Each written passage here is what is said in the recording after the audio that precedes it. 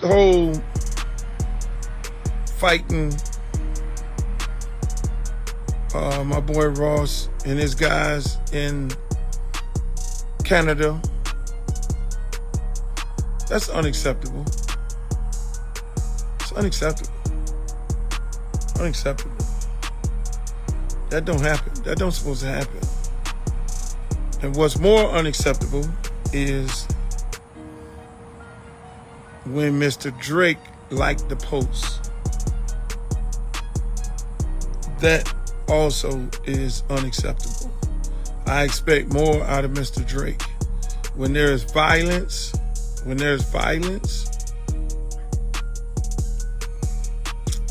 you don't condone it. You should be bigger than that.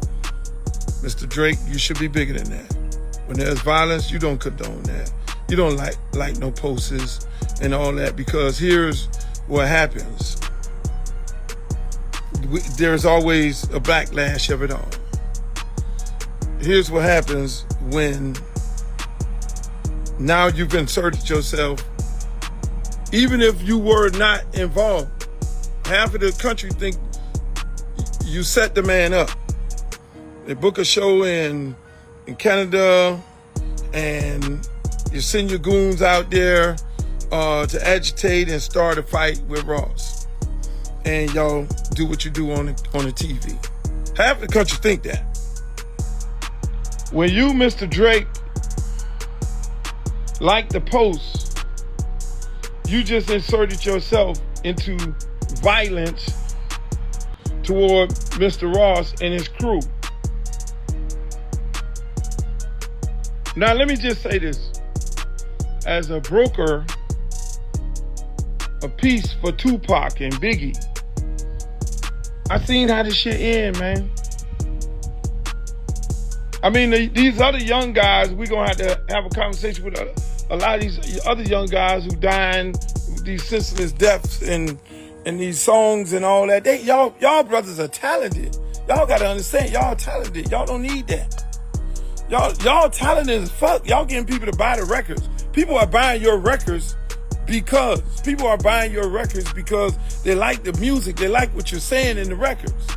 Just leave it there, young fellas. But now these grown-ass ones right here,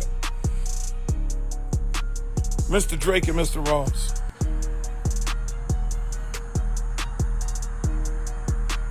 When you like the post and you on there doing your little, okay, it's a beautiful day in Canada, and you like the post, you just inserted yourself in some shit. Now, look how this all play out. I'll keep it 1,000. Look how it all play out. Oh, so half the country thinking that Ross done played the record, the Kendrick Lamar record, and he got jumped on because he played the Kendrick Lamar record. So now you got a whole West Coast of people, they at your head. Oh, that's what we doing? You don't need that, Mr. Drake. You don't need to be confined. You're too talented. I like you. I got friends that like you. I don't know you personally. Don't need to know you personally. But you're too talented to insert yourself in some shit that you're not really about. To have a whole coast at your head. You don't want that. I don't want that for you. Now here's how this shit works out. Because again, look, I had the same conversation with Biggie and Pop. I'm probably one of the only few niggas that could talk to them straight up. I was on the road with Biggie when people would be singing Biggie songs in the stadium singing Pop diss song while Biggie on stage. I seen this thing, and I've seen this man, like, man, I'm not really about that. I love Buddy. Biggie never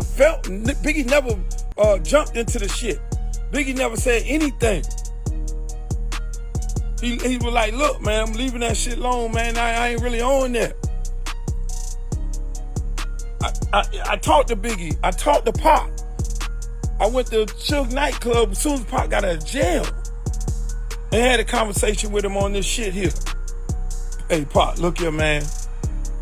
Same thing I'm saying to y'all. Leave this shit alone, boss. Because it's not going to be the rapper pull the trigger. It's not going to be the rapper pull the trigger. It's not going to be the rapper that robs somebody. It's not going to be the rapper that do something. No, it's going to be somebody looking for a come up. It's going to be somebody looking for a come up. Or it's going to be some super fan who going to then do the shooting. You won't be knowing where it's coming from. So I would have expected Mr. Drake to be like, yo, I don't condone violence. That ain't what it is. I don't have nothing to do with that or none of that. You feel me? Because y'all can play the little games when you're talking on this social media shit, and you're doing your little texting and you're tweeting and you're talking and all the however y'all say whatever y'all want to say about each other. You can do that on here. But when you go to putting hands on people, that's when the shit go to a whole nother level. When you go putting hands on people, that go to a whole nother level. So people didn't have to put hands on you. And then they can have a conversation about it. You gotta be the bigger person than that. Y'all on here doing all this. Sticks and stones may hurt my bones. Word would never hurt me. Ain't nobody put no hands on nobody but until now. See, all these dudes gonna get on here and they gonna talk that sucker shit and all that, and they gonna think this is a game. This is not a game. Because you put your hands on your homeboys put their hands on, they did not put their hands on Ross. They put their hands on Sam and them other people who are with Ross.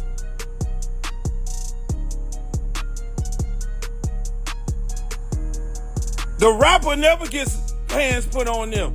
It's the other people, and then it's the other people that really be about their life. It be the other people who be with the rapper who really on that shit. The rapper just takes these other people who be with them because they're in them streets every day, and they take them with them to get them out of the streets to try to save their lives. But then now when you go to put your hands on them dudes about their life. They ain't with the sucker shit. I'm trying to tell y'all, I'm putting you up on game now. You ain't never seen no rapper with no bunch of valedictorian scholars, and all that. What we do is we take our dogs, dudes who we came up with, and we try to show them a better life. We take them around the world. We put them on the plane. We fly them over here. You come on, man, cause I already know you hard in them streets. Let me show you some different. Let me put you on game. Let me get you in this business some kind of way so you can change your life. But then now when you put that street shit on one of these streets, dude, in this rap game, bruh, the kid who was laying down on the ground, I'm gonna just leave that like that. So it ain't the rapper. It's not the rapper. The rapper never gets touched. The rapper never gets touched. He gets backed up. He may get a little push or shove, but then it's the guys around. And then what ends up happening is, you condone it? No, you don't want to do that. You got to be smarter than that. You got to be like, hey, look here, man, I don't condone no violence. Let me get on the phone. Hey, man, look here, man. Look, man, I ain't with them people. Now, if you with them people now, if you with them people, then you go tweet, yeah, good job. And then you gotta deal with the consequences that come behind that. It ain't gonna be the rapper that touch you, it's gonna be the people who around you.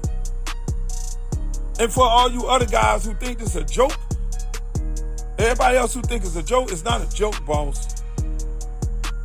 And I expect more out of my elder rappers. Everything ain't funny. Everything ain't joke business. Everything ain't joke business. I expect guys who've been in the game for a long time. This is not the time when people go to putting hands on people. This is not the time to joke. This ain't no fucking joke, bruh. This is not the time to joke, man. Don't do it. Don't do it. Don't joke. And then when you invoke 305 in that you don't want to do. Just one thing about it, we got a whole bunch of people down here that I said a long time ago. We got a whole bunch of people down here that I said a long time ago, y'all need to check these people at the door. But then obviously we had a lot of groupie ass people around here start bringing these dudes around here and allowing them to just come run up and down here. But they running around on South Beach. Let me just let y'all know that right now. That's South Beach. The door could close for all you motherfuckers real quick. The door could close for everybody. Don't invoke 305 in your jokes about that situation, because you invoke a whole situation. So play your little games with your words. If you want to do wordplay with Ross and anybody else, do your little wordplay with all that, but don't say, keep 305 out your mouth.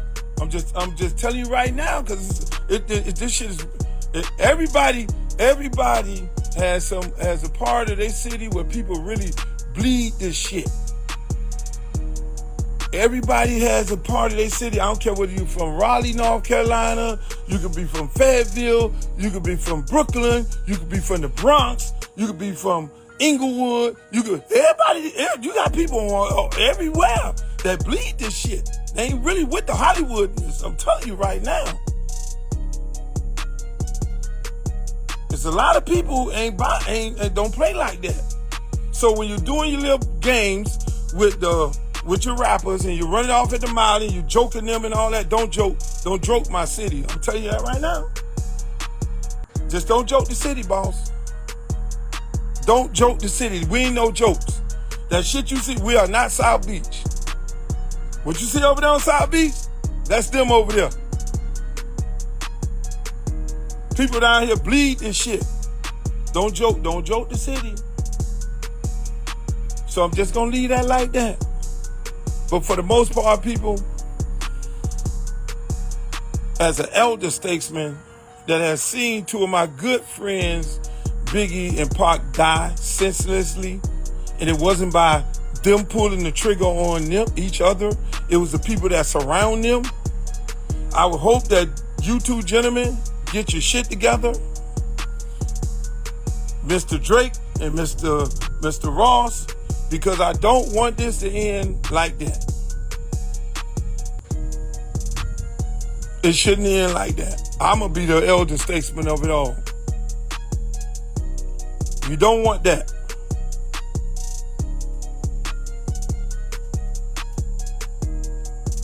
I'll leave it like that. Y'all can cut this motherfucker up however y'all want to cut it up, but I said it and I stand firm on it.